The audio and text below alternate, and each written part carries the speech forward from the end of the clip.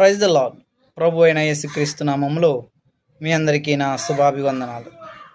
యేసుక్రీస్తుని మనము ఎందుకు ధ్యానించాలి? యేసుక్రీస్తు వారు మనకు చేసిన కార్యములు ఏమిటి? ప్రియ తమ్ముడు, ప్రియ చెల్లి, ఈరోజు నేను చెప్పే దేవుడు నిజమైన దేవుడు, నో డౌట్ ఎట్ ఆల్. ఎందుకు చెప్తున్నానంటే, మీకు నేను మొన్న చెప్పాను ఒక అబ్బాయి గురించి.